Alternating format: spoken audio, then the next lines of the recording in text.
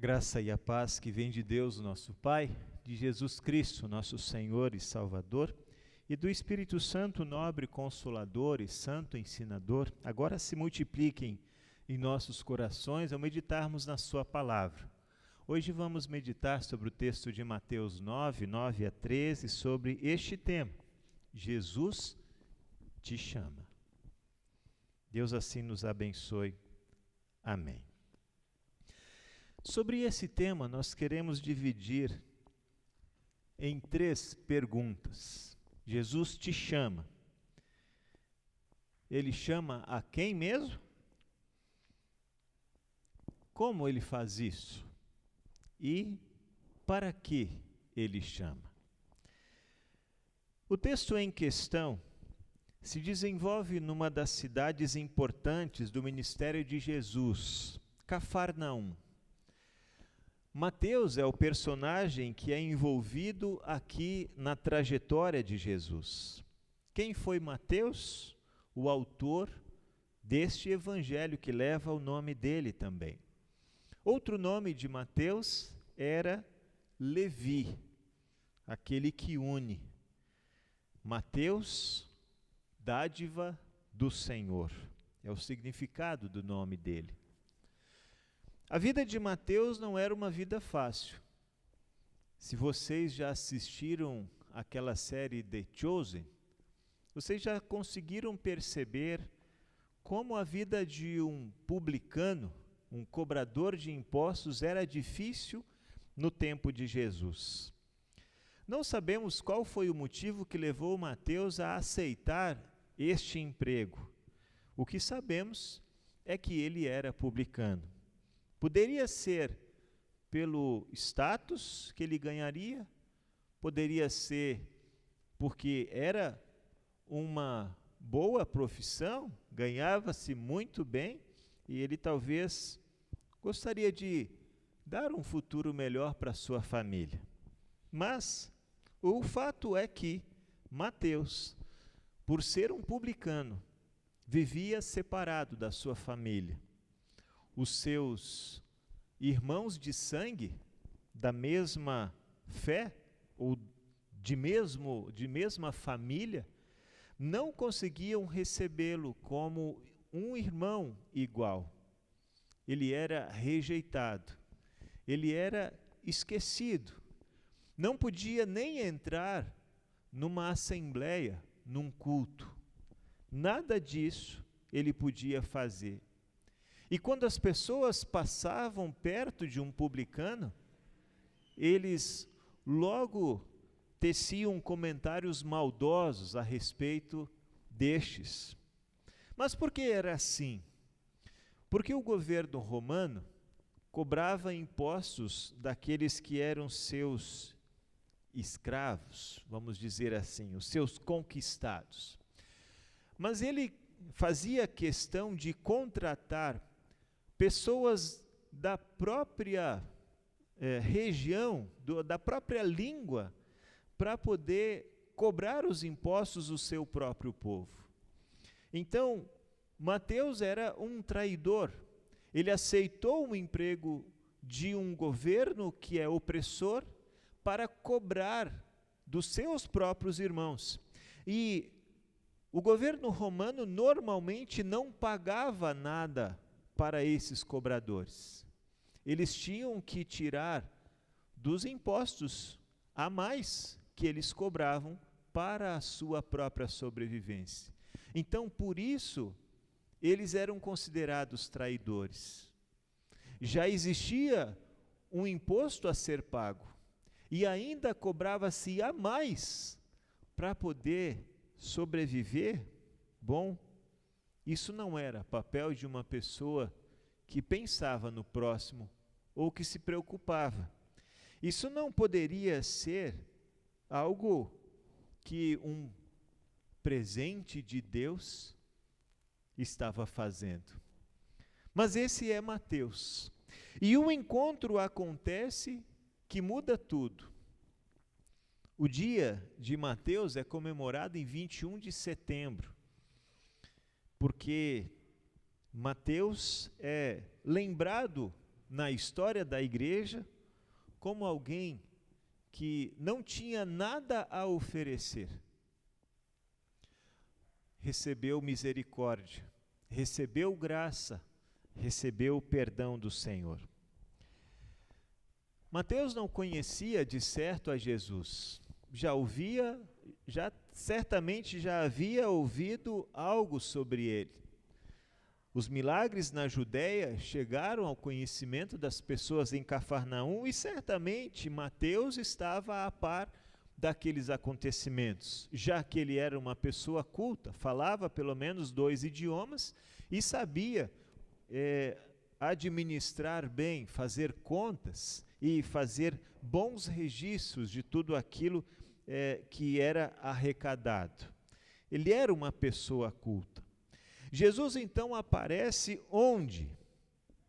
Ele aparece e vê um cobrador de impostos chamado Mateus sentado no lugar onde os impostos eram pagos. A linguagem antiga dizia na coletoria. Ali ele estava. Jesus chega no ambiente de trabalho. Jesus chega quando Mateus está lidando com aquilo que costumeiramente ele faz. E Jesus interrompe a rotina deste Senhor. O Mateus, ele é arguído, ele é interrompido no seu trabalho com uma palavra: segue-me. Aqui no texto, vem comigo. Se vocês estivessem no trabalho de vocês, se vocês dependessem daquele trabalho, se aquele trabalho fosse para vocês algo muito importante que lhes dava status, e de repente Deus envia alguém para dizer a vocês: segue-me. Vocês largariam tudo para trás? Iriam seguir? Por que Mateus faz isso? Por que ele resolve largar tudo? Por que ele resolve esquecer do seu ganha-pão para ir seguir um ilustre desconhecido do qual ele sabia mais ou menos o nome e algumas coisas que ele havia feito? Porque Jesus, com o seu convite, ele é a palavra viva de Deus. Lá no princípio, quando João descreve como o mundo foi criado, Jesus é contado como a palavra criadora de Deus.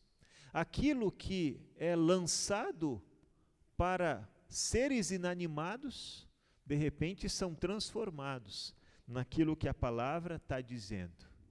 Então, quando Deus no início disse: haja luz, houve luz, porque a palavra criadora e transformadora de Deus realizava todo o seu propósito.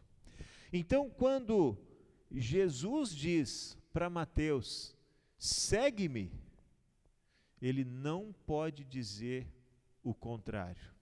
Ele não pode desobedecer. Ele não pode dizer: espera um pouquinho, Senhor. Eu vou fechar minha coletoria aqui, eu vou pagar, eu vou receber ainda, eu vou terminar o meu expediente. Calma aí, não seja tão apressado. Não. Quando Jesus chama,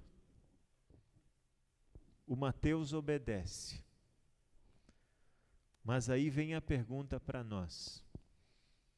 Quando Deus nos chama, o que fazemos? Quando Deus fala conosco, quando Deus nos ensina a sua palavra, quando Deus quer endireitar o nosso caminho, a vereda pela qual estamos seguindo, qual é a nossa reação? Respondemos positivamente ou simplesmente ignoramos aquilo que ouvimos? Resolvemos que ainda não é hora, que precisamos terminar algumas coisas, que precisamos ainda resolver umas pendências para daí nos envolver e seguir o Mestre. Qual já foi a tua desculpa para não ouvir o chamado de Jesus? Esse chamado, na verdade, é um privilégio. Alguns dias atrás, foi feita a convocação das pessoas que fariam parte da seleção brasileira. Muitos assistiram essa convocação. E qual era a reação das pessoas quando recebiam a convocação? Festa, alegria, porque foram escolhidos para representar o seu país, fazendo aquilo que gostam, jogar futebol. Agora põe isso para a nossa condição. Deus chama você e eu para fazermos parte da sua igreja, da sua família. Como nós reagimos a isso? Talvez a janta que o Mateus vai fazer aqui, logo depois deste encontro, nos fala também algo muito importante que acontece quando a gente traz os nossos filhos para serem batizados. O que a gente faz logo depois? Uma festa, um almoço. A gente reúne os amigos e celebra, porque é algo maravilhoso que aconteceu. Porque a criança recebida por meio da pia batismal na família da congregação tem o seu nome incluído no céu, na família de Deus, entre todos os que vão herdar um dia a vida eterna junto com Jesus. Então, irmãos, celebrar o chamado que nos foi dado, celebrar. É interessante que, como é que isso acontece?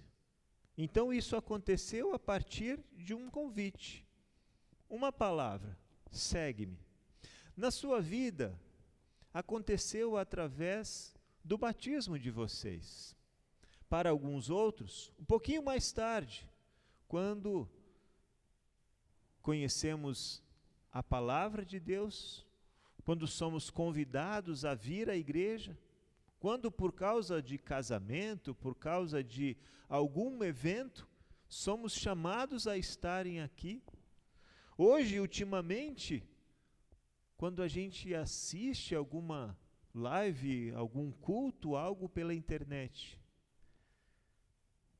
Deus nos chama, hoje, de várias maneiras, para fazermos parte do seu reino, da sua família, da sua igreja. E Ele faz isso de forma graciosa, amorosa. É um convite para ter vida eterna junto dEle. Então, por isso, não deve ser negado, deve ser celebrado, deve ser algo maravilhoso, deve ser algo muito especial para cada um de nós. Deus continua chamando homens e mulheres para o seu reino. Ele chama pessoas como Mateus. Depois que o Mateus vai seguir Jesus, ele quer chamar Jesus para ir para a casa dele. Então ele chama os seus amigos para fazer uma janta. Jesus e os discípulos são convidados, e também os fariseus, os publicanos, amigos de Mateus, e outras pessoas de má fama. Os fariseus olham para aquilo e começam a questionar: como é que o mestre de vocês come com cobradores de impostos e com pessoas de má fama? Não é sem motivo que vem esse questionamento quanto à conduta de Jesus. Porque estar na casa de alguém e cear com esta pessoa significa uma proximidade muito grande. Você não chama uma pessoa que você conheceu há um dia para jantar na tua casa. Você precisa ter uma certa convivência para que isso aconteça de forma natural. O Mateus e os outros de má fama agora estão com Jesus.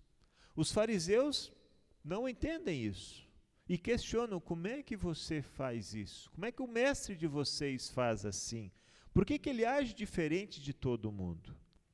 Então vem a resposta: os sãos não precisam de médico, os doentes sim. Então Jesus esclarece para eles da missão que ele veio cumprir da parte de Deus. Se a gente está doente, a igreja é o hospital onde Jesus vem trazer a cura das nossas doenças, a cura da doença do pecado, a cura da condenação eterna, a cura e a força necessária para resistir às tentações do mundo, do diabo e da nossa carne, para seguirmos firmes com Jesus. Aqui é o lugar onde os pecadores, onde os doentes vão receber cura, vão receber vitamina, vão receber o antibiótico para poder seguir a sua vida sãos, perdoados e em paz com o Senhor. Os fariseus não entendiam que Jesus estava ali exatamente preocupado com aquelas pessoas, porque ele veio para salvar todos, incluindo aqueles que estavam ao redor daquela mesa junto com ele ceando. Irmãos, às vezes nós somos também como os fariseus. Às vezes nós também questionamos o grande amor que Deus tem. Muitas vezes nós estamos questionando se um ou outro merece ou não o perdão de Deus. Se um ou outro merece ou não estar na casa de Deus. Questionamos vestimentas, questionamos comportamentos.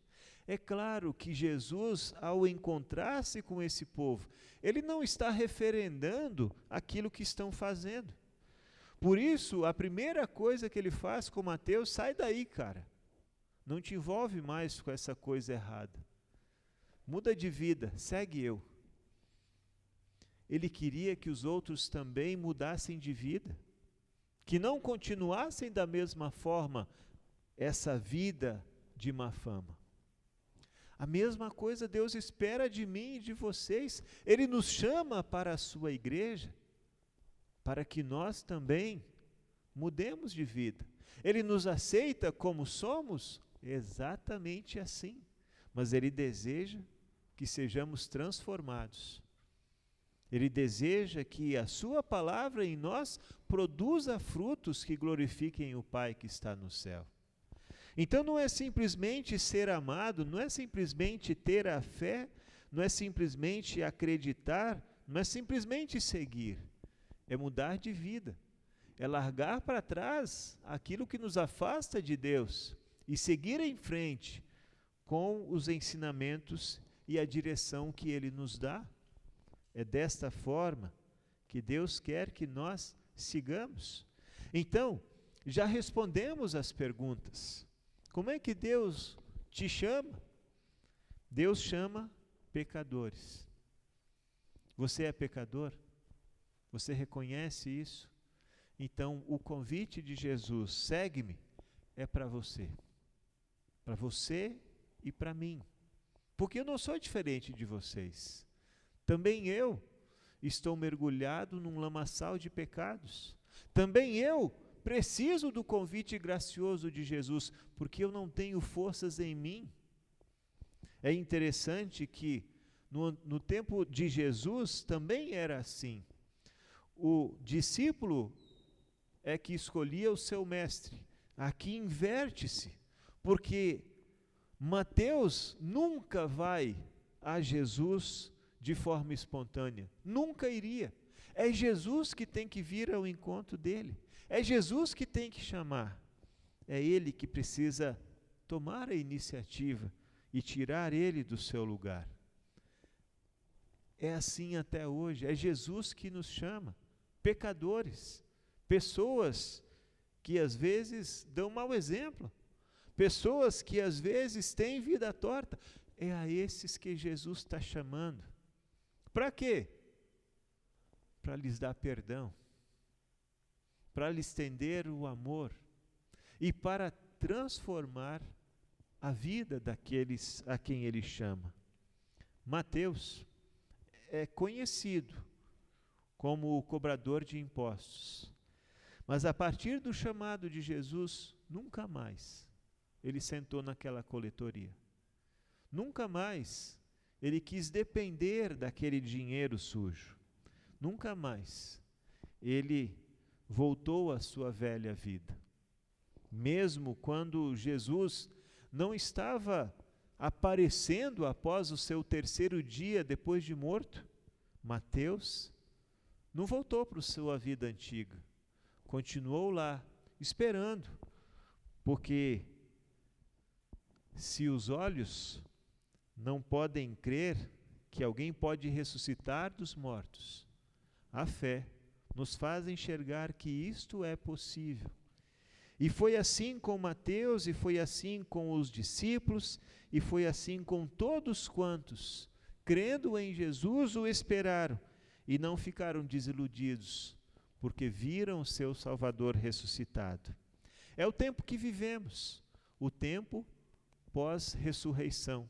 É o Pentecostes que nos faz anunciar aos outros, que nos faz convidar as pessoas para que possam também conhecer Jesus.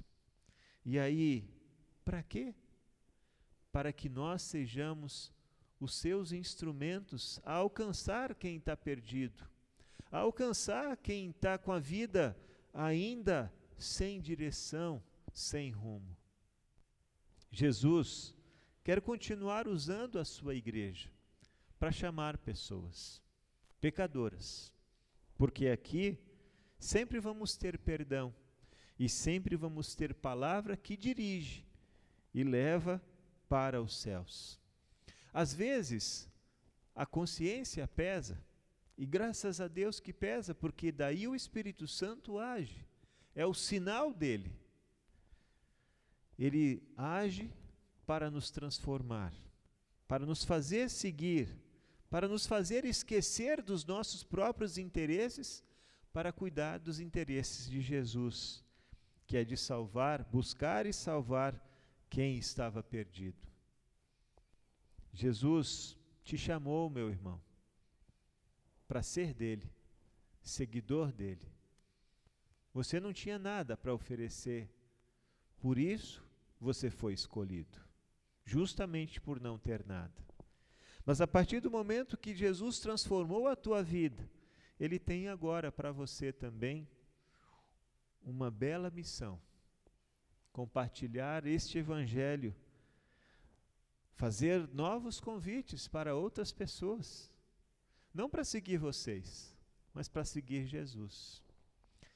E se hoje nós estamos aqui, é porque Jesus também tem outro convite para vocês. De repente estamos cansados e sobrecarregados, e o convite de Jesus é: venha, participe da Santa Ceia, receba no pão e no vinho meu corpo e sangue, para perdão, vida e salvação eterna. Que essa palavra, meus queridos irmãos e irmãs, possa trazer a vocês alento, porque o convite gracioso não é feito por mim, é feito pelo próprio Deus. Segue-me é um convite para quem é pecador, porque Jesus quer transformar e há de transformar a nossa vida. E um dia transformará este nosso corpo mortal para torná-lo igual ao seu corpo glorioso. E então habitaremos na eternidade com Ele, que Ele nos mantenha então em Sua palavra e na fé até o fim. Amém.